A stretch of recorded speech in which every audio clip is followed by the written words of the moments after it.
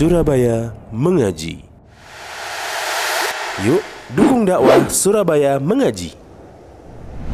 Salurkan harta terbaik Anda untuk operasional dakwah.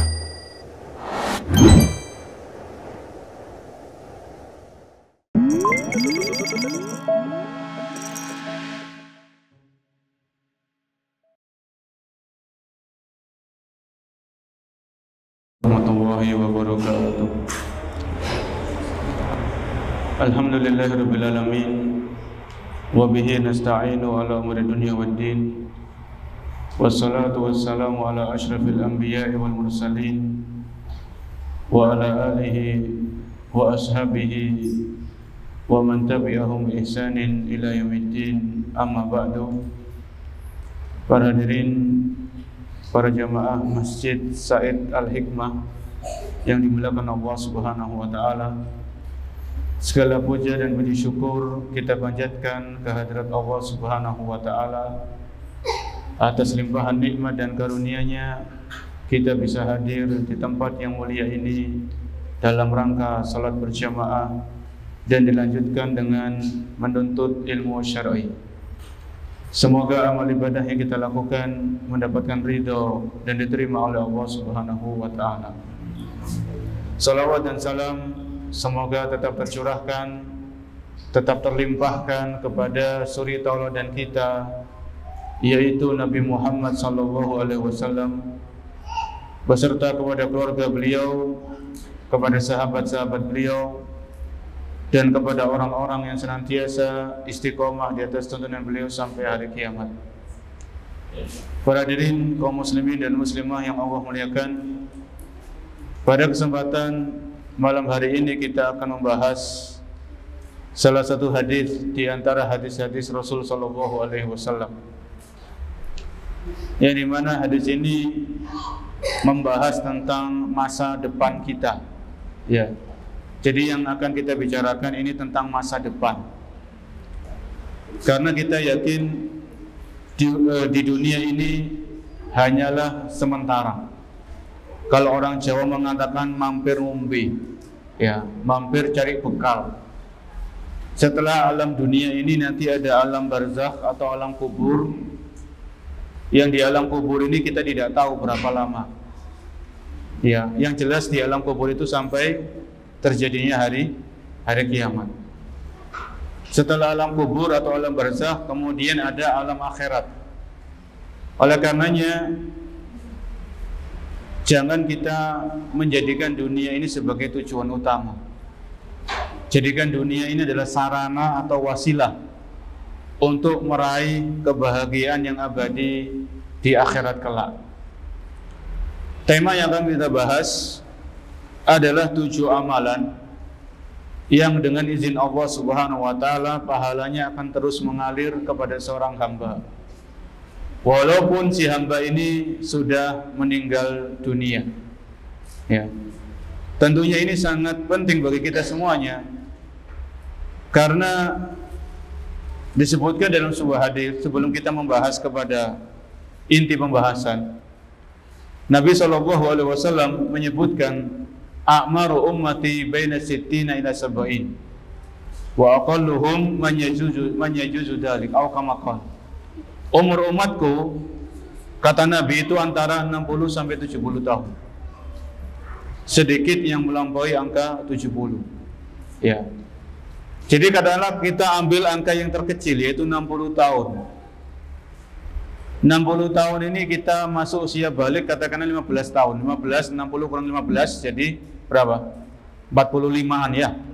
Kurang lebih 45 atau 35. Ini yang akan kita gunakan untuk beribadah. Jadi sedikit sekali berjemaah, sedikit sekali. Belum 45 ini kita gunakan jalan-jalan, ngobrol, enggak jelas dan sebagainya. Maka berapa yang kita gunakan untuk ibadah?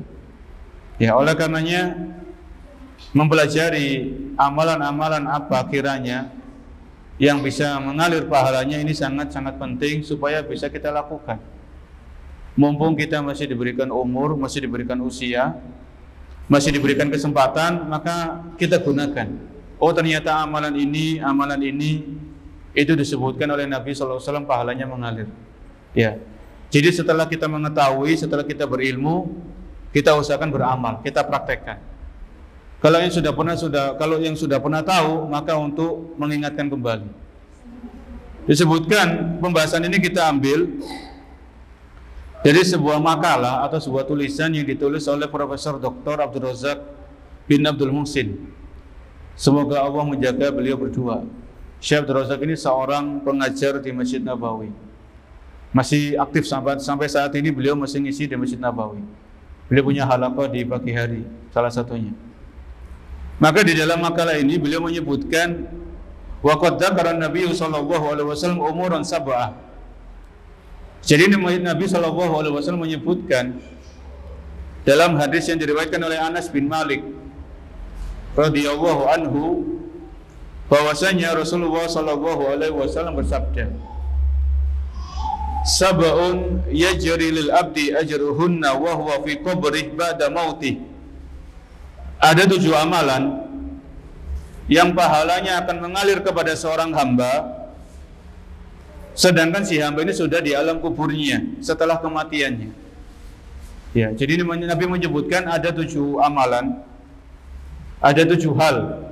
Yajri lil abdi ajruhunna, yang pahalanya ini akan mengalir kepada seorang hamba di alam kuburnya setelah kematiannya. Ya. Jadi ini salah satu ciri khas penyampaian ilmu yang disampaikan oleh Nabi SAW. Beliau menyebutkan secara global, secara umum, baru setelah itu beliau akan menyebutkan rinciannya. Ya. Supaya dalam hal ini para sahabat waktu itu supaya penasaran, apa 7 amalan apa ini? Ya. Jadi Nabi menyebutkan ada 7 hal yang dimana 7 hal ini akan mengalir pahalanya kepada seorang hamba setelah si hamba ini meninggal dan dia berada di alam kuburnya, itu alam barzakh. Nabi menyebutkan man 'allama ilman, yaitu orang yang mengajarkan ilmu, au ajra nahron, atau orang yang mengalirkan sungai, au hafara bi'ran, atau orang yang menggali sumur, ngebor sumur, au gharasa nakhlan, atau orang yang menanam pohon kurma, au bana masjidan, atau orang yang membangun masjid, au warrasa mushafan, atau orang yang mewakafkan mushaf, au taraka waladan yastaghfiru lahu ba'da mautih, atau seseorang yang meninggalkan anak yang senantiasa memohonkan ampun untuknya setelah kematiannya. Ya. Hadis ini diriwayatkan oleh Al-Bazzar dan hadis ini dinilai hasan oleh Syekh Albani rahimahullahu taala. Dalam hal ini Nabi menyebutkan 7 hal tadi, tapi tidak dikasih 1, 2, 3, 4, tidak seperti itu. Beliau menyebutkan ini seperti itu ya. Baru setelah ini akan kita bahas poin demi poin apa yang disebutkan oleh Nabi alaihi salatu wassalam dalam hadis tersebut. Yang pertama, tadi Nabi menyebutkan man 'allama ilman, yaitu orang yang mengajarkan ilmu. Kata Syekh Abdul Razak, ta'limul ilm, yaitu mengajarkan ilmu. Wal muradu bil ilmi huna al ilmu nafi alladhi yubassiru an-nasa bidinihim wa yu'arrifuhum bi rabbihim wa ma'budihim wa yahdihim ila siratil mustaqim. Yang dimaksud mengajarkan ilmu di sini adalah ilmu syar'i, ilmu agama. Ya. Jadi yang dimaksud dengan ilmu yang akan mengalir pahalanya, ganjarannya mengalir, itu kata Syekh Abdul Razak adalah ilmu syar'i, ilmu yang mengajarkan tentang siapa Allah Subhanahu wa taala, siapa Nabi Muhammad SAW, apa itu Islam. Karena 3 ini akan ditanya di alam kubur, man rabbuka, man nabiyuka, madinu. Ini termasuk ilmu syar'i. Ya. Termasuk ilmu syar'i adalah mengajarkan anak-anak ngaji, mengajarkan tajwid, mengajarkan iqra atau tilawati atau yang semisalnya. ngajarkan zikir pagi dan petang, ngajarkan doa sehari-hari.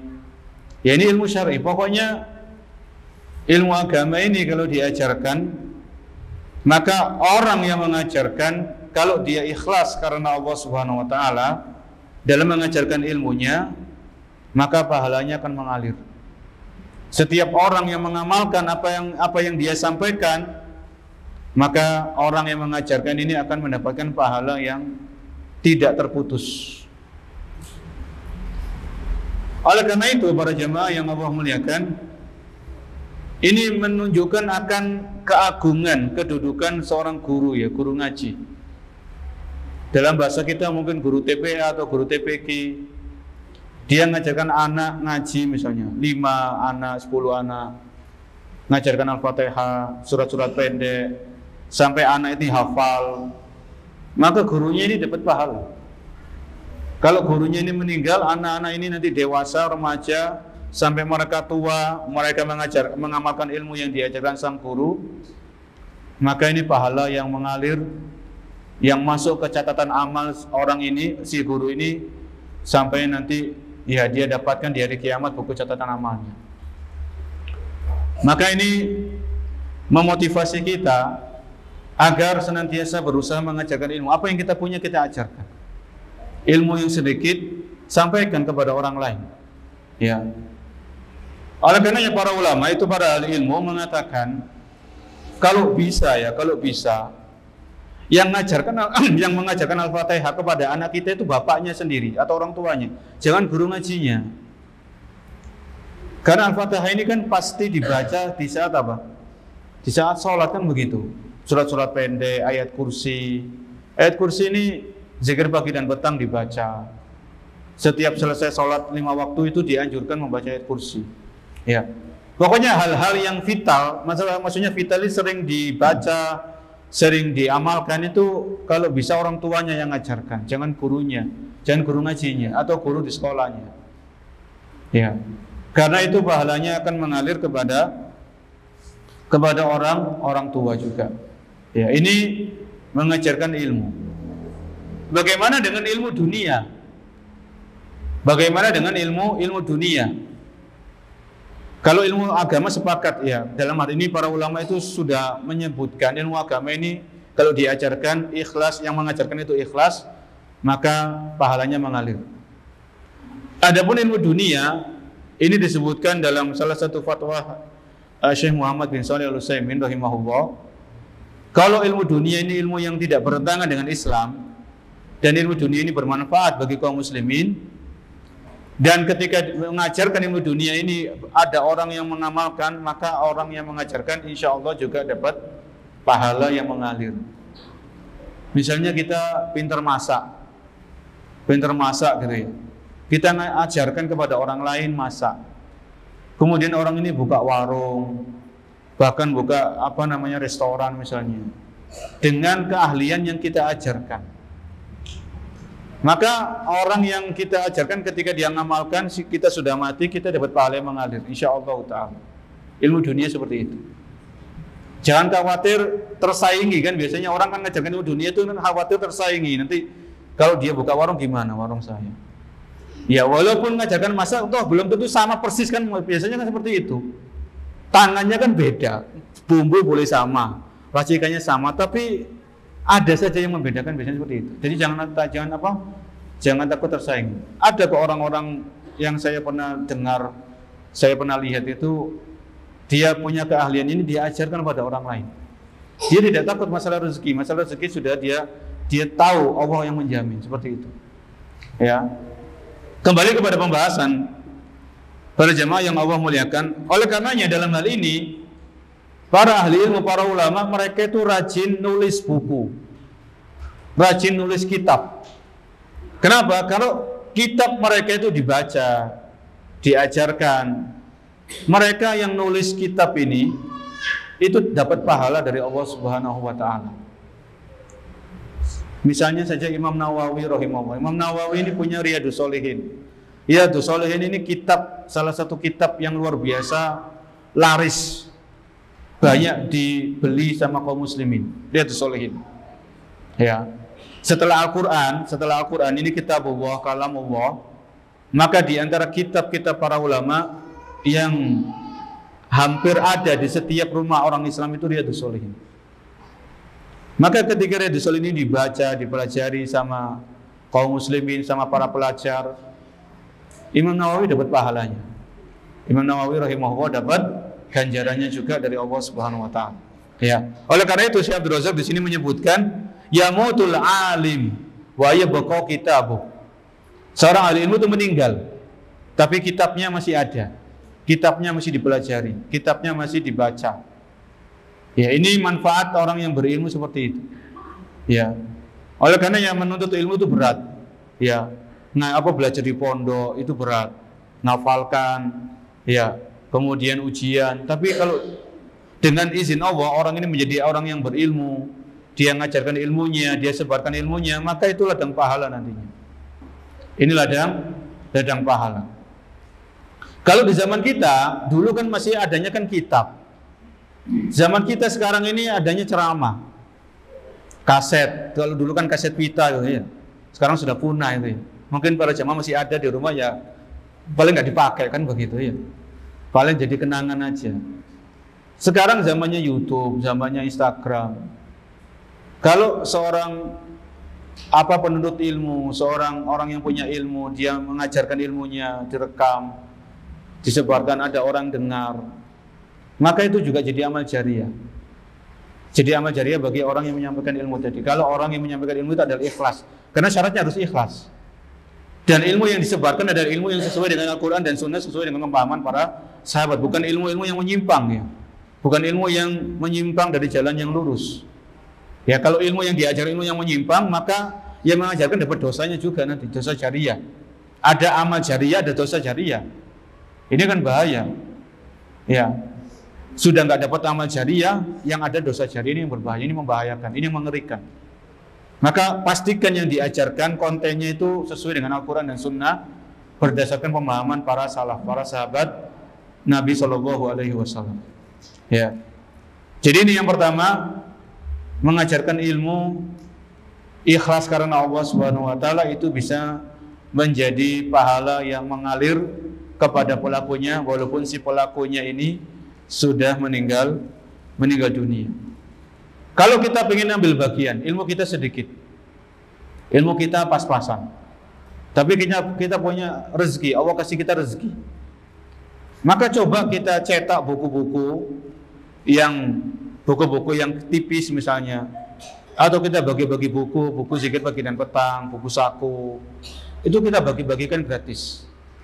Insya Allah kalau ada orang yang mengamalkan dari buku yang kita sumbangkan, yang kita beli dengan uang dari kita, itu kita juga dapat pahala mengalir, insya Allah ta'ala. Ya, itu salah satu caranya. Ya, jadi misalnya buku-buku para ahli ilmu, para ustadz-ustadz kita yang bermanhaj salaf, yang akidahnya lurus, kemudian kita cetak buku mereka, kita sebarkan dengan izin beliau, maka insya Allah jadi ladang pahala. Jadi ladang pahala. Ini yang pertama para jemaah yang Allah muliakan. Yang kedua adalah ijra'un nahri. Yang pertama Nabi mengatakan yang kedua tadi, au ajra nahron. Ya, atau orang yang mengalirkan sungai. Orang yang mengalirkan sungai. Maksudnya di sini, kalau ada sungai itu mampet misalnya, airnya itu nggak jalan. Kemudian kita dengar hadis ini, kita ajak masyarakat sekitar gotong royong, ayo gimana caranya air sungai ini bisa ngalir. Syukur-syukur air sungai yang keruh itu gimana caranya bisa bersih misalnya. Kemudian orang-orang sekitar tergerak, gotong royong, akhirnya air yang mampet ini bisa ngalir.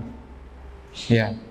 Ketika air sungai ini mengalir, banyak makhluk hidup yang bisa mendapatkan apa? Manfaat. Hewan, kambing misalnya, dia minum dari air sungai tersebut. Atau hewan-hewan yang lain, makhluk Allah Subhanahu wa taala itu banyak. Ya. Maka ini pahalanya mengalir di sini. Ya.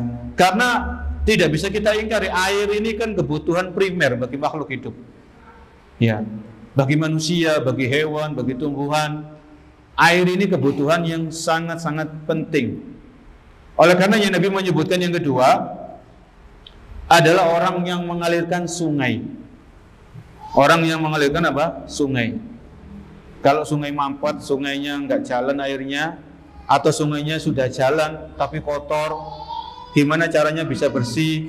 Kemudian air ini mengalir. Kalau air ini bersih, bisa digunakan untuk wudhu, bisa digunakan untuk mandi bagi kaum muslimin. Itu luar biasa pahalanya. Ya, pahalanya besar. Selama ikhlas ya, selama ikhlas karena Allah Subhanahu Wa Taala. Di sini Syekh Abdul Razak menyebutkan, wa yaltahiqu bihada madul ma'i abrul anabib ila amakinin nas. Ya, termasuk dalam poin kedua ini adalah nyumbang pipa. Ya, pemasangan pipa. Jadi kalau ini bukan promosi ya, mungkin sekedar cerita. Semoga bisa bermanfaat. Ada salah satu Instagram yayasan namanya Peduli Muslim. Nanti cek di Instagramnya. Dan insya Allah yang saya tahu yayasan ini orangnya aman. Yang saya tahu, la uzaki ala wa'an. Saya tidak mensucikan seseorang di hadapan Allah Subhanahu. Ini orang ini yayasan ini punya program pemasangan pipa. Di daerah ini butuh pipa. Ada sumurnya, tapi air sumur ini nggak sampai ke rumah masyarakat. Butuh pemasangan pipa. Itu kalau kita ikut nyumbang para jemaah, ikut nyumbang dengan harta kita, itu jadi pahala yang mengalir. Yang namanya air ini kebutuhan primer kok. Ya, kebutuhan apa? Primer. Itu ada. Jadi kalau kita ada proyek-proyek kebaikan, ya proyek-proyek kebaikan, misalnya pemasangan pipa di tempat-tempat yang memang butuh air, khususnya di situ banyak orang Muslim, banyak orang yang butuh air, itu luar biasa. Maka jangan mau ketinggalan.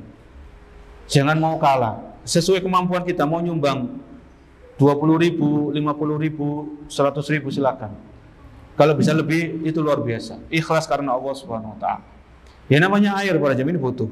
Kemudian kata Syekh Abdul Razak, waqu baradatil ma' fi turukihim wa mawatini hajatihim. Termasuk dalam hal ini adalah menyumbang baradatul ma', kulkas. Misalnya ya kan sebagian masjid itu ada kulkas para jemaah. Kulkas, nggak usah yang besar-besar, buat naruh air dingin di situ. Setiap orang yang mampir di masjid itu dia minum karena kehausan, dia minum, kita dapat pahala mengalir. Selama kulkas ini dipakai. Ya, kalau kulkasnya sudah nggak dipakai, wallahu alam, apakah masih pahala mengalir saya belum tahu.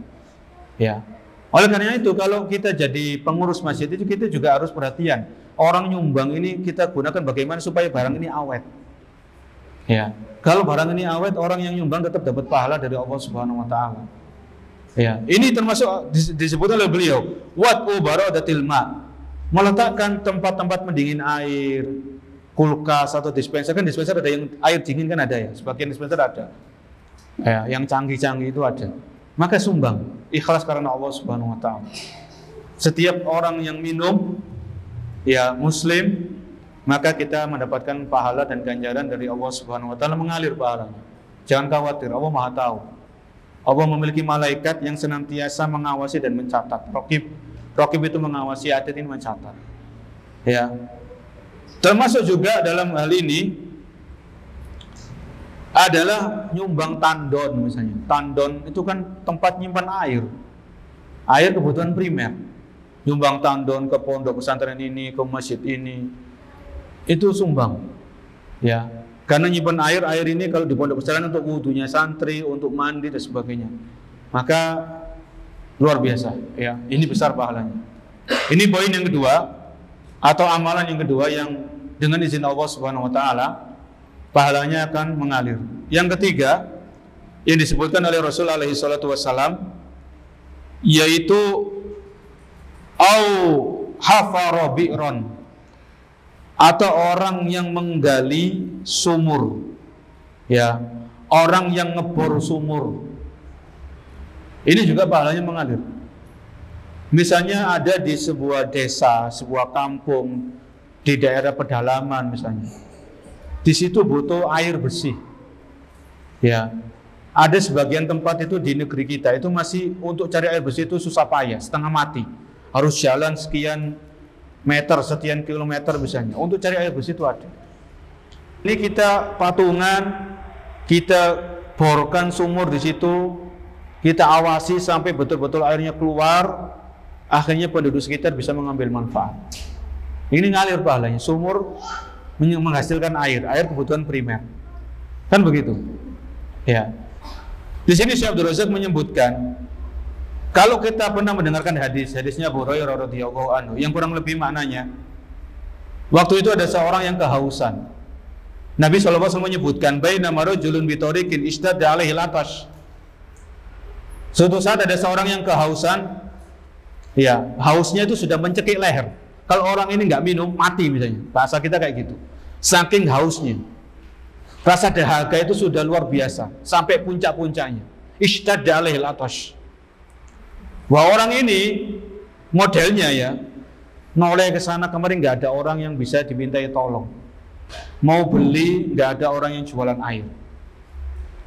Akhirnya kata Nabi, fawajada bi'ran, orang ini nemu sumur. Akhirnya dia turun, karena memang butuh air. Ya, adanya sumur, ya sudah, dia turun minum untuk menyambung nafasnya, menyambung hidupnya. Bahasa kita kayak gitu, menyambung hidupnya. Akhirnya hilang, dahaganya hilang, hausnya hilang. Kemudian dia naik. Setelah keluar dari sumur, dia mendapatkan di dekat sumur itu ada seekor anjing yang kehausan. Ya, seekor anjing yang kehausan. Akhirnya orang ini berkata dalam hatinya, laqad balagha hadal kalbi minal atashi mislati balagha bi. Orang ini berkata dalam hatinya, modelnya anjing yang ada di dekat saya ini merasakan kehausan seperti yang aku rasakan tadi. Jadi orang ini sudah merasakan rasanya haus itu nggak enak. Dan dia mendapatkan anjing yang ada di hadapan dia ini kehausan. Akhirnya dia turun lagi ngambil air semampunya. Nggak ada timba, nggak ada kresek, nggak ada gelas. Seadanya dia ngambil air, kemudian dia berikan minum kepada anjing tersebut. Ya, fasyakarahu lahu faghafara lahu. Kemudian apa kata Nabi? Allah berterima kasih kepada laki-laki tersebut, wa ghafara lahu, dan Allah ampuni dosa laki-laki tersebut. Ini bayangkan. Ya, lantaran memberikan minum kepada seekor anjing yang kehausan, itu Allah ampuni dosa orang tersebut. Lah, bagaimana kalau orang itu gali sumur di situ? Yang dengan sumur ini banyak orang bisa ambil air, bisa masak, bisa wudu, bisa mandi junub, mandi Jumat, mandi sholat Id. Pahalanya insya Allah jauh lebih besar. Ya, anjing kan binatang yang najis kan begitu. Najisnya najis mughaladzah, najisnya berat, bukan najis yang ringan.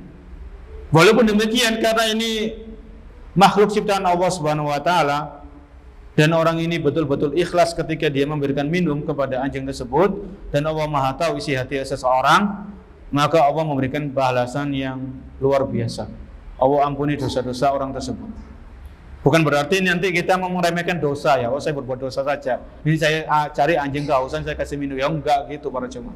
Ya jangan terlek kan gitu ya, maksud ya dipahami seperti gitu, ya enggak. Ya, bukan berarti kita meremehkan dosa, tidak, dosa tetap dosa, masih tetap maksiat. Hal-hal yang haram harus kita tinggalkan. Ya. Ini tadi yaitu yang ketiga, menggali sumur atau ngebor sumur ya. Tidak harus kita sendirian, bisa patungan. Ya, bisa patungan semampu kita. Karena dengan patungan itu beban menjadi lebih ringan. Satu sumur itu mungkin nilainya berapa saya kurang tahu. Yang penting diletakkan di tempat yang pas. Yang di situ orang-orang itu betul-betul butuh akan air bersih. Ya, betul-betul membutuhkan air untuk kehidupan mereka sehari-hari. Ya, ini pahalanya akan mengalir dengan izin Allah Subhanahu wa taala. Yang berikutnya, yang keempat, yaitu Nabi SAW menyebutkan dalam hadis tersebut, au ghorasa nakhlan, yaitu orang-orang yang menanam pohon kurma. Ya, au ghorasa nakhlan. Disebutkan dalam hadis ini adalah kurma karena pohon kurma dan buah kurma ini adalah pohon yang istimewa. Banyak sekali keutamaan dan keistimewaannya dibandingkan dengan pohon-pohon yang lain yang ada di muka bumi ini. Ya. Tapi di sini beliau Syekh Abdul Razak mengatakan faman ghorosa nakhlan wa sabbala samaratahu lil muslimin fa innahu ajru yastamiru kullama ta'ima min samarihi ta'im. Ya. Jadi kalau orang itu nanam pohon kurma, dia yang menanam, dia yang merawat sampai pohon ini berbuah, kemudian buahnya dibagi-bagikan secara gratis, siapa yang mau ambil silakan. Ini pahalanya mengalir. Ya, pahalanya mengalir.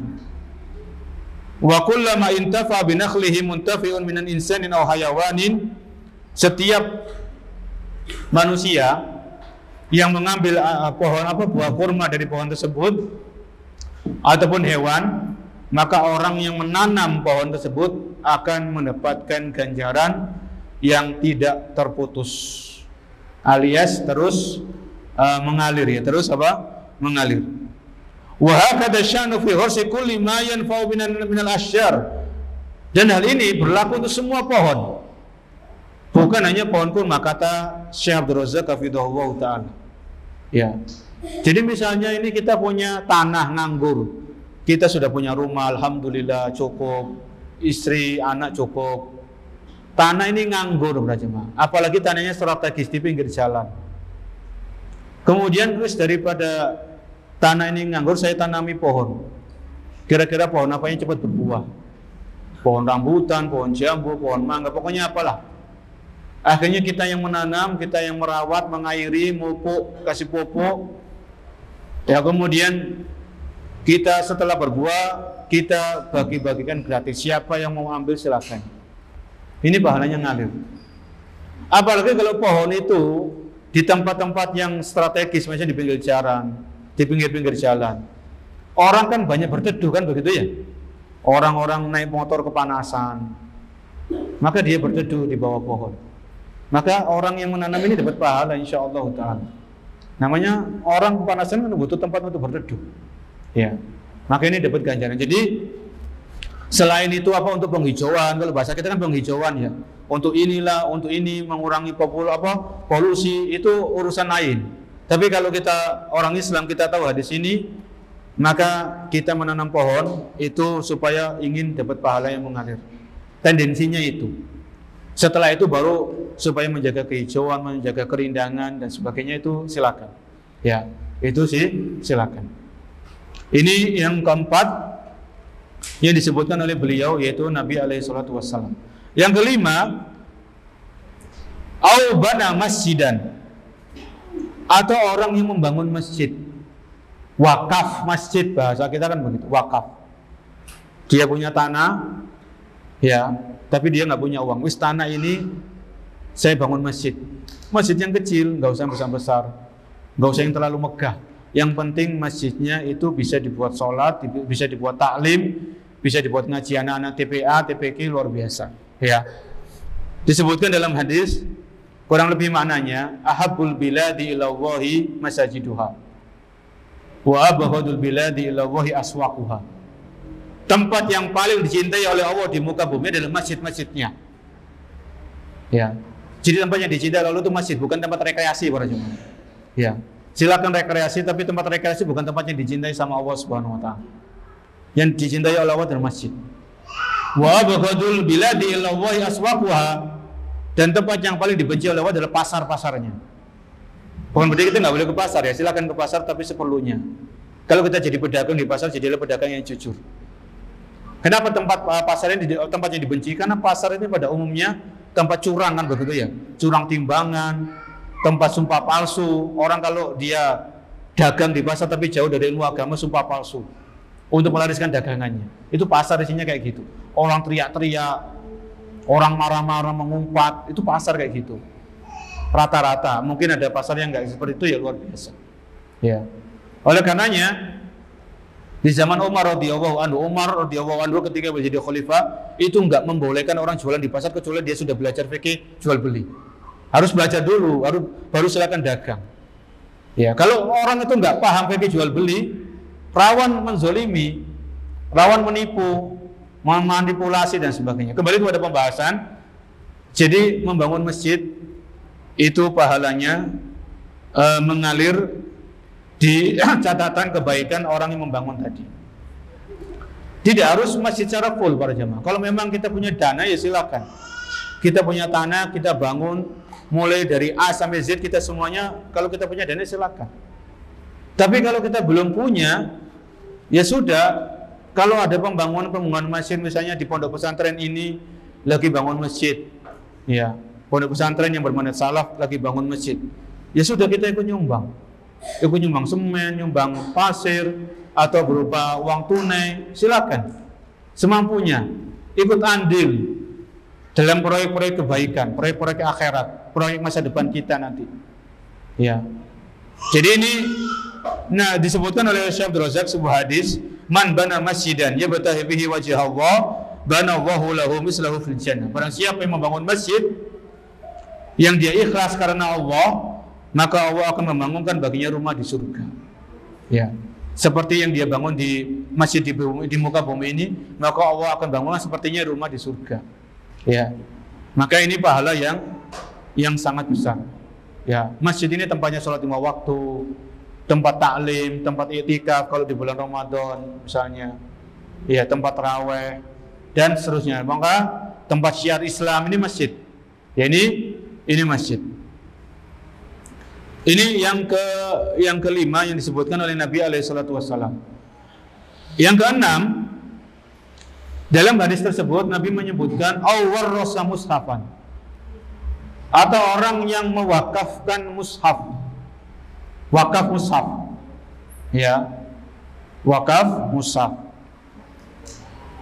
Di sini beliau menyebutkan wadzalika yakunu bi tibaatil masahifi aw syira'iha aw waqfiha fil masajidi wa dawaril ilmi hatta yastafida minhal muslimun.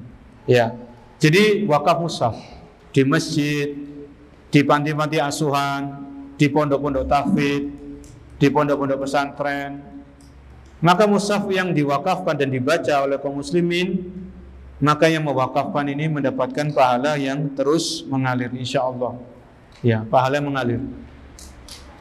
Begitu pula misalnya kita punya anak, punya keponakan, punya cucu, mushaf mereka sudah merotoli, bahasa Jawanya merotoli. Sudah kita belikan, jangan mikir-mikir lagi. Ini anak kita, cucu, keponakan. Ajak mereka, ayo pergi ke toko mushaf. Silakan kamu pilih yang mana yang kamu suka. Kita yang bayar. Itu juga termasuk poin ini, insyaallah, poin yang ke-6 ini. Ya. Jadi nggak usah mikir harganya ya. Kalau mushaf itu disenangi sama anak kita belikan. Ya, yang bagus, yang enak dibaca, yang nyaman, yang pokoknya yang disenangi lah. Supaya anak kita ini juga rajin baca Quran, cucu kita, keponakan kita, siapalah pokoknya. Ya, maka ajak mereka, berikan mushaf.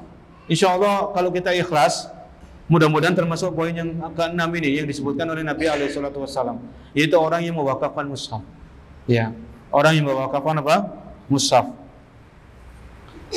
Kemudian poin yang ke-7 yang disebutkan oleh Nabi SAW, yaitu Nabi menyebutkan au taraka waladan yastaghfiru lahu ba'da mautih. Atau seseorang yang meninggalkan anak. Anak ini umum ya, bisa laki-laki, bisa perempuan. Yastaghfiru lahu ba'da mautih, yang senantiasa memohonkan ampun untuknya, untuk orang tuanya setelah orang tuanya meninggal dunia. Maka ini pahalanya juga mengalir. Ya. Maka poin yang ke-7 ini sekaligus motivasi. Motivasi kepada siapa? Kepada para orang tua, baik ibu atau bapak, abi atau umi, untuk berusaha mati-matian mendidik anak-anaknya. Mendidik anak di zaman kita memang tidaklah gampang. Ada gadget, ada ini, ada itu, macam-macam. Tapi kita berusaha, ya, berusaha semaksimal mungkin bagaimana caranya anak-anak ini menjadi anak-anak yang soleh dan soleha. Jangan lupa berdoa juga. Jangan lupa apa? Berdoa. Bangun di sepertiga malam, doakan anak-anak kita. Doanya kan sudah populer para jemaah. Rabbana hablana min azwajina wa dzurriyyatina qurrata a'yun waj'alna lil muttaqina imama. Ini kan doanya kan ada di surat Al-Furqan itu. Di akhir-akhir surat Al-Furqan. Ya. Ada juga doa yang lain. Yang ini di surat Ibrahim. Rabbi ja'alni muqimas sholati wa min dzurriyyati rabbana wa taqabbal du'a. Rabbi ja'alni muqimas sholat. Ya Allah, jadikanlah aku termasuk orang yang mendirikan sholat. Wa min dzurriyyati, dan anak cucuku, anak keturunanku. Jadikanlah mereka orang-orang yang mendirikan sholat, menjaga sholat. Rabbana wa taqabbal du'a. Wahai Tuhanku, kabulkanlah doaku. Ya. Ada juga doa Rabbi habli minas sholihin. Ya Allah, anugerahkan kepadaku anak-anak yang termasuk anak-anak yang soleh. Rabbi habli minas sholihin. Ini semuanya ada di Al-Quran. Ya, ada di Al-Quran. Allah ajarkan kita bagaimana mendoakan anak itu seperti itu. Saking pentingnya anak ini para jemaah. Allah Subhanahu wa taala di dalam Al-Quran, di dalam kitab Allah itu mengajarkan orang yang beriman bagaimana mendoakan anak-anaknya seperti itu. Ya. Maka selain kita mengajarkan ngaji, kalau memasukkan anak ke pondok, maka jangan lupa doa. Doakan anak kita setiap saat, setiap waktu, setiap hari. Ya. Maka ini karena nanti manfaatnya itu kembali kepada diri kita. Kalau anak ini jadi anak soleh, anak soleha, manfaatnya itu kembali kepada orang tuanya. Orang tuanya itu kecipratan. Ya. Setiap ibadah yang dilakukan oleh seorang anak, orang tuanya itu dapat pahala. Karena anak ini hasil usaha dari orang tua. Wa alaysa lil insani illa ma sa'a. Wa anna sa'yahu sawfa yura. Wa alaysa lil insani illa ma sa'a. Dan setiap manusia tidak akan mendapatkan kecuali dengan hasil usahanya. Maksudnya enggak dapat pahala kecuali dengan hasil usahanya. Maka kata Nabi, anak ini termasuk hasil usaha orang tua. Jadi apa yang dilakukan oleh anak, orang tuanya itu dapat pahala. Orang tuanya yang cari nafkah, kalau bapaknya cari nafkah, membiayai sekolah, membiayai biaya pondok, orang tuanya dapat pahala. Walaupun si anak ini tidak meniatkan khusus ya, misalnya anak ini saya baca Al-Quran ini pahalanya saya kirimkan untuk orang tua saya, nggak perlu niat khusus seperti itu, karena apa yang dikerjakan oleh anak itu otomatis dalam hal ini itu orang tuanya kecipratan pahalanya atau ganjarannya. Walaupun kalau seorang anak misalnya sedekah untuk dirinya, untuk orang tuanya itu silakan, ada dikhususkan itu boleh. Ya, selama itu ada dalil. Jadi sedekah untuk orang tua ini ada dalilnya. Umroh dan haji untuk orang tua itu ada dalilnya. Ya, kalau kita menghadiahkan pahala untuk orang tua itu harus ada dalilnya. Amalan-amalan yang harus ada dalilnya. Bukan sayangnya sendiri. Ya. Kemudian dalam hal ini juga adalah kita setelah berdoa, kita berusaha mendidik anak kita, maka jangan lupa kita juga mendoakan orang tua kita. Kalau nanti kita ingin didoakan sama anak kita, maka kita selaku anak, kita juga punya orang tua. Maka doakan orang tua kita. Karena di dalam Islam itu ada kaidah yang mapan. Kaidahnya itu al-jaza'u min jinsil amal. Pahala sesuai dengan amal perbuatan. Kalau kita rajin-rajin mendoakan orang tua kita, insya Allah anak kita juga akan rajin-rajin mendoakan kita selaku orang tuanya. Begitu para jemaah. Ya, al-jaza'u min jinsil amal. Pahala atau balasan itu sesuai dengan amal perbuatan. Ya.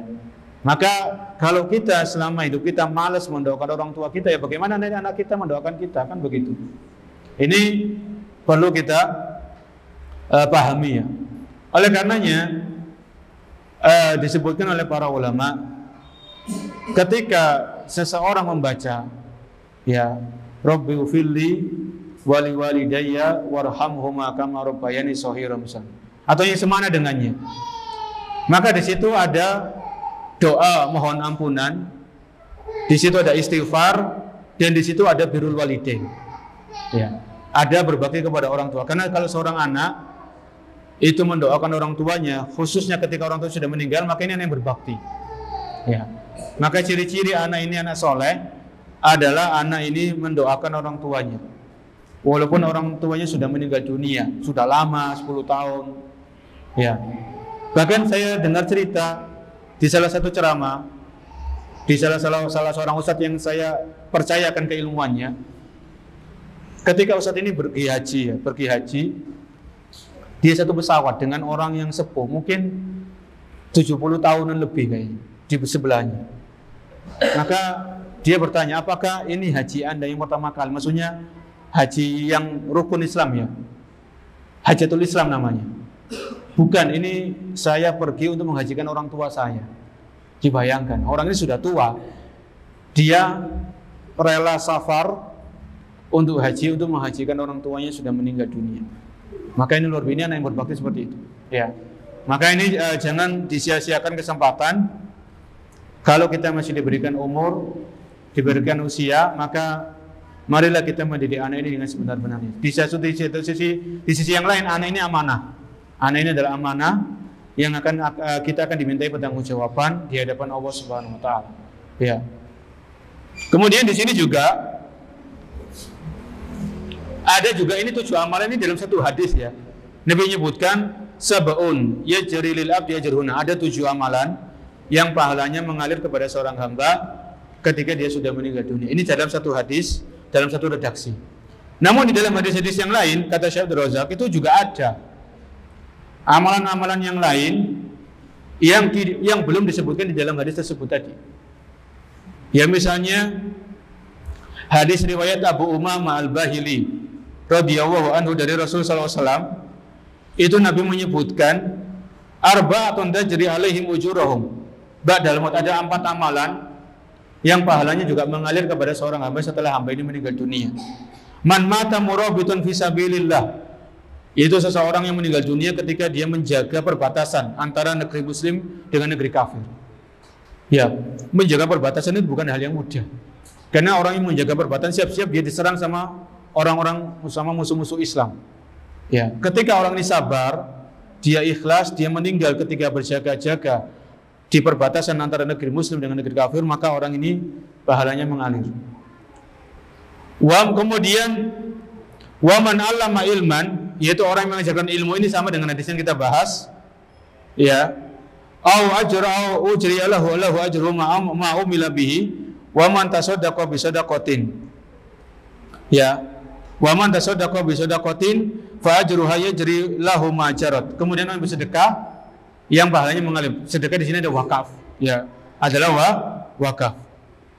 Kemudian ada juga di dalam hadis yang lain. Ya, ini hadis yang populer, idal matal insanu in qata'a anhu amaluhu illa min salasatin. Kalau manusia itu meninggal dunia, maka terputuslah amalnya kecuali dari 3 hal. Ini yang sering kita dengarkan. Yaitu apa? Illa min shadaqatin jariyah, kecuali dari sedekah jariyah. Au ilmin yuntafa'u bihi, atau ilmu yang dimanfaatkan, ilmu yang diajarkan. Au waladin sholihin yad'u lahu, atau anak soleh yang mendoakan orang tuanya. Ini hadis yang sering kita baca atau sering kita dengarkan. Ya, ada 3 amalan yang pahalanya mengalir setelah seorang itu meninggal dunia.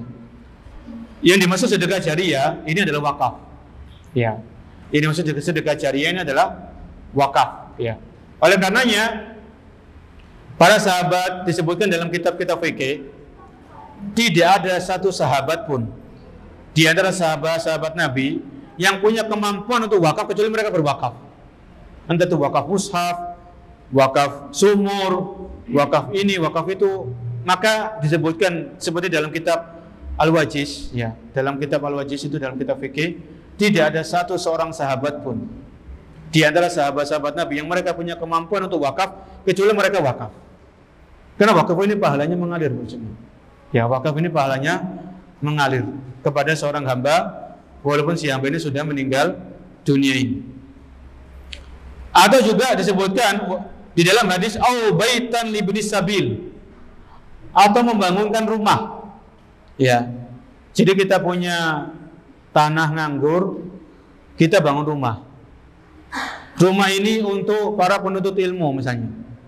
Jadi mahasiswa atau apa misalnya yang semisalnya kita bangunkan rumah, mereka suruh tinggal. Mahasiswa-mahasiswa yang menuntut ilmu syariah kita suruh tinggal. Atau misalnya di pondok-pondok pesantren lagi bangun asrama santri, maka kita ikut nyumbang. Ya, jadi ketika asrama ini dihuni para santri, mereka murojaah, mereka belajar, mereka ngaji di situ, mereka sholat sunnah di asrama, ini orang yang ikut bangun ini dapat pahala yang mengalir. Ya, au baitan libni sabili banahu, disebutkan dalam riwayat lain, atau orang yang membangun rumah untuk para musafir atau para penuntut ilmu atau yang semisalnya. Ya, ini disebutkan dalam hadis-hadis yang lain. Intinya satu hadis dengan hadis yang lain ini saling melengkapi. Ya, saling melengkapi. Ternyata ada beberapa amalan selain 7 tadi. Yang ke-8 itu adalah orang yang meninggal dunia dalam keadaan berjaga-jaga di perbatasan negeri muslim dengan negeri kafir. Ini amalan yang ke-8. Amalan yang ke-9 adalah orang-orang yang membangun rumah atau tempat tinggal untuk para penuntut ilmu seperti asrama santri, atau membangun rumah seperti untuk orang-orang yang tidak mampu, janda-janda yang ditinggal mati suaminya, janda-janda yang tidak bekerja, mereka kita bangunkan rumah, suruh mereka tinggal gratis. Itu ini juga pahalanya mengalir. Ya, rumah-rumah untuk para fakir miskin. Maka ini juga amalan yang ke-9 yang itu juga pahalanya mengalir dari Allah Subhanahu wa taala. Mungkin sampai di sini pembahasannya. Ya. Jadi dalam hal ini juga kita mengingat firman Allah Subhanahu wa taala di surat Yasin. Ya, inna nahnu nuhyil mauta wa naktubu ma qaddamu wa atharahum wa kulla syai'in ahsaynahu fi imamin mubin. Inna nahnu nuhyil mauta, sesungguhnya kami yaitu Allah akan menghidupkan lagi orang-orang yang sudah mati. Wa naktubu ma qaddamu, dan kami mencatat apa yang mereka kerjakan semasa hidup mereka. Wa atharahum, dan bekas-bekas peninggalan mereka. Masuk bekas-bekas peninggalan ya ini tadi wakaf. Jadi kalau seorang muslim itu ketika dia masih hidup dia dicatatkan amal, dia sholat ada pahalanya, dia ini ada pahalanya. Wa naktubu ma qaddamu, Allah mengatakan berhubungan dan kami catat apa yang mereka kerjakan. Ini semasa mereka hidup, semasa orang ini hidup. Wa atharahum, dan bekas-bekas yang mereka tinggalkan. Ini di awal-awal surat Yasin. Jadi yang dicatat itu 2 hal, yaitu apa yang kita kerjakan semasa hidup kita dan apa yang kita tinggalkan setelah kita mati berupa wakaf. Itu akan dicatat pahalanya oleh Allah Subhanahu wa taala melalui malaikat-malaikat yang Allah tugaskan untuk mencatat kebaikan seseorang.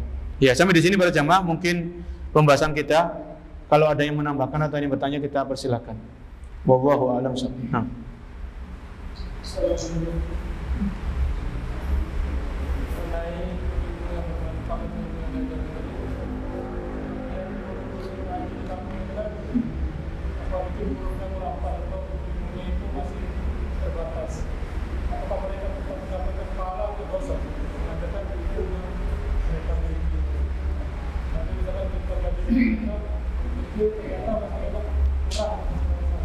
Ilmu-ilmu yang menyimpang ya maksudnya ya.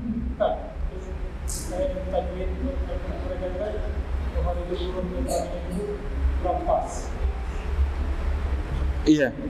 Jadi ketika seseorang mengajarkan ilmu ya sesuai dengan kapasitasnya, sesuai dengan apa yang dia miliki, dia mengajarkan ngaji, mengajarkan tajwid, kemudian mengajarkan makhorijul huruf atau sifat-sifat huruf, ternyata kurang pas ya, kurang tepat ya. Tapi itu yang dia mampu, itu yang dia pelajari, itu yang dia mampu, itu yang dia punya, kemudian dia ajarkan. Ya, dia ajarkan ikhlas karena Allah Subhanahu wa taala. Semoga guru yang seperti ini tetap mendapatkan pahala yang mengalir. Ya. Karena memang dalam hal ini ketika membaca Al-Qur'an itu dalam masalah makhraj, dalam masalah sifat, ketika seseorang membaca Al-Qur'an, kalau kesalahan-kesalahan yang ada kesalahan-kesalahan yang bisa ditoleransi, dalam artian kesalahan tidak sampai merubah makna, ya, tidak sampai merubah makna ayat tadi. Maka guru seperti ini yang ngajarkan ngaji, mulai anak ini nggak bisa ngaji mulai dari nol, kemudian dia mengajarkan huruf-huruf hijaiyah, dia mengajarkan tajwidnya sesuai kemampuannya, ya, sesuai kemampuannya, maka guru seperti ini kalau dia ikhlas dia mendapatkan pahala yang mengalir, ya. Walaupun mungkin ada kekurangan di sisi ini, di sisi itu, maka semoga kekurangan seperti ini diampuni oleh Allah Subhanahu wa taala. Karena memang zaman dulu itu kan akses untuk mendapatkan ilmu susah, tidak seperti zaman sekarang. Ya, walaupun bisa, kalau orang itu talaki pergi ke Mekah, dia talaki belajar Al-Qur'an itu bisa. Tapi tidak semua orang dimudahkan seperti itu. Wallahu a'lam bishawab. Ya, ada lagi para jemaah terkait dengan pembahasan kita ya. Nggih. Assalamualaikum warahmatullahi wabarakatuh. Masalah ilmu yang disebarkan, walaupun kita bukan ulama atau yang sebagai yang untuk mengajarkan, tapi kita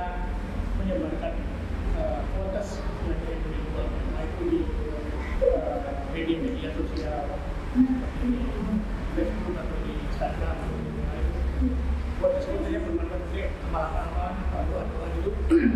Tapi ada beberapa yang mengatakan kita memakainya di media sosial yang membuat orang-orang kafir.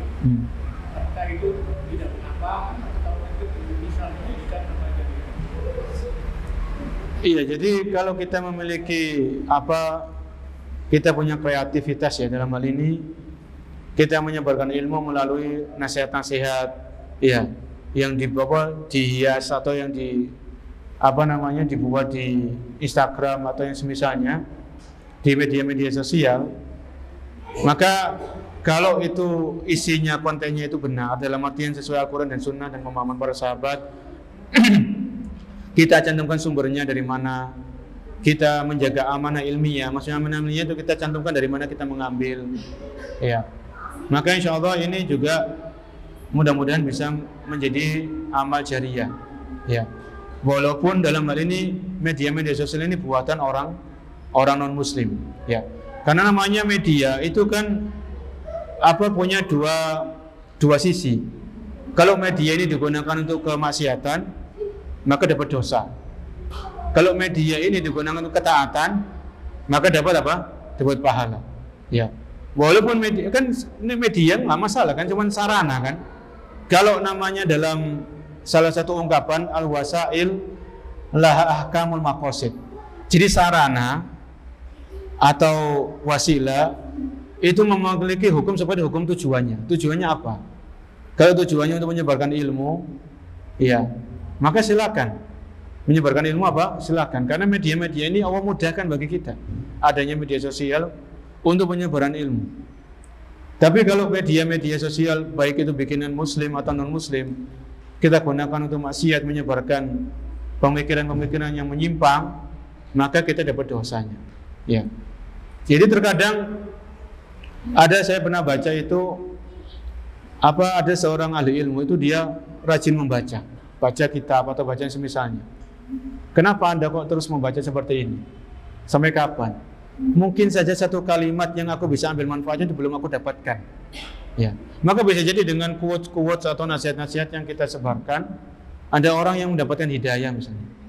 Dapat hidayah, dia taubat, dia paham, akhirnya dia hijrah misalnya. Maka ini juga mudah-mudahan menjadi pahala yang mengalir. Kan kita nggak tahu, namanya kita nge-share nasihat, kan kita nggak tahu ya.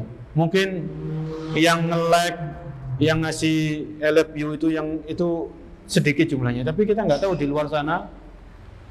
Yang penting itu ikhlas, ya.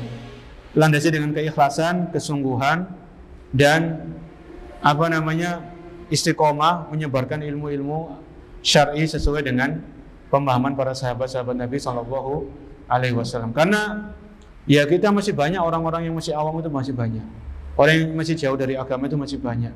Ya, orang-orang yang wanita-wanita muslimah katakannya Islam yang masih buka aurat itu masih banyak.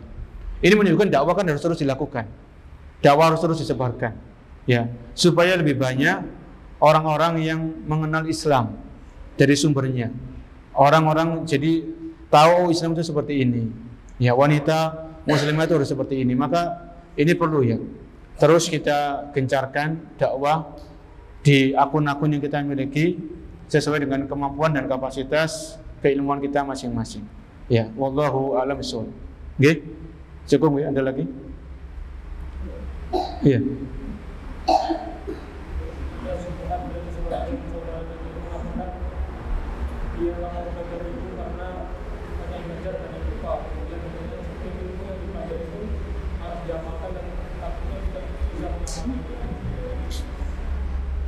Iya, jadi ada kerancuan sebagian orang ketika dia takut belajar karena takut banyak ilmu. Kalau banyak ilmu nanti kalau nggak diamalkan malah susah sendiri kan begitu. Ya ini juga tidak benar, karena menuntut ilmu ada sebuah kewajiban. Sebagaimana hadis yang sering kita dengarkan, thalabul ilmi faridatun ala kulli muslim. Menuntut ilmu ini sabda Nabi sallallahu alaihi wasallam. Menuntut ilmu wajib bagi setiap muslim, termasuk di sini adalah muslimah. Ya. Jadi kita menuntut ilmu adalah kewajiban. Karena ibadah ini dibangun di atas ilmu. Kalau ibadah tanpa ilmu ini ngawur. Ya, bukan malah dapat pahala, malah dapat dosa. Ya. Maka setelah, bukan berarti kita dalam artian kita nggak boleh kita lari, kita terus belajar, membaca, mendengar, bertanya, datang ke majelis taklim, terus kita belajar.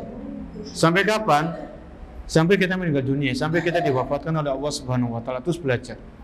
Kemudian setelah belajar, minta sama Allah Subhanahu wa taala ilmu yang bermanfaat.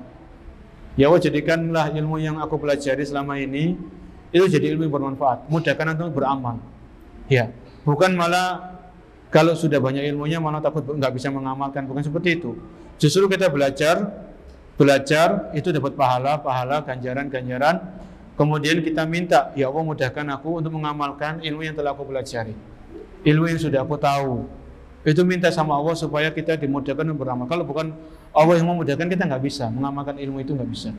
Ya, jadi justru dengan berilmu kita semakin dekat kepada Allah, jalan menuju surga semakin dimudahkan sama Allah. Kemudian kita amalkan, itu nambah pahala lagi. Kemudian apalagi kalau kita dakwahkan dan kita bisa istiqomah di jalan ilmu, jalan amal dan jalan dakwah, ini luar biasa. Ya, karena kita ini kan hidup ini kan dalam perlombaan. Fastabiqul khairat. Berlomba-lombalah kalian dalam kebaikan sebagaimana firman Allah Subhanahu wa taala. Maka hidup ini dalam perlombaan.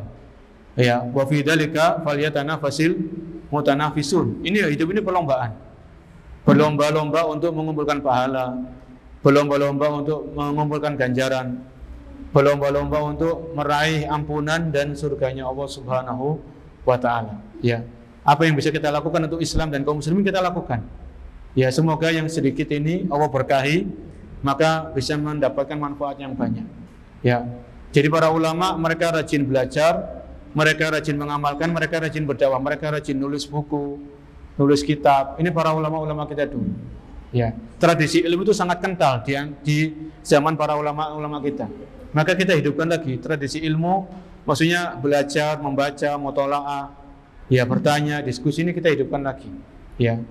Terutama anak-anak yang muda yang masih diberikan usia muda oleh Allah Subhanahu wa taala. Mungkin ini saya kira cukup untuk pertemuan kita pada malam hari ini.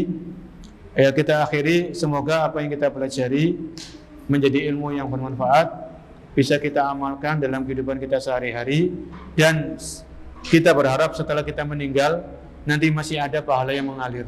Ya, karena di hari kiamat ini kita butuh ganjaran. Jadi di hari kiamat itu sudah nggak ada uang, nggak ada rupiah, nggak ada dolar, nggak ada dinar, dirham, nggak ada emas dan perak. Yang ada itu pahala dan dosa. Ya, belum lagi nanti kalau ada orang yang nuntut, kan begitu. Ada orang pernah kita zolimi, akhirnya dia nuntut. Ini kita siap-siap pahala yang banyak loh. Ya, untuk antisipasi, bahasa kita antisipasi, jangan-jangan nanti ada orang yang menuntut kita di hari kiamat. Ya, kalau kita nggak punya pahala, ini kan mengerikan sekali para jemaah. Ya, maka kesempatan detik demi detik, menit demi menit, jam demi jam, hari demi hari, pekan demi pekan ini kita gunakan untuk mengumpulkan pahala yang banyak yang akan kita panen nanti di hari kiamat dengan izin Allah Subhanahu wa taala. Kita akhiri, subhanallahi wa bihamdika, asyhadu an la ilaha illa anta, astaghfiruka wa atubu ilaik. Wabillahi taufiq wal hidayah. Wassalamualaikum warahmatullahi wabarakatuh.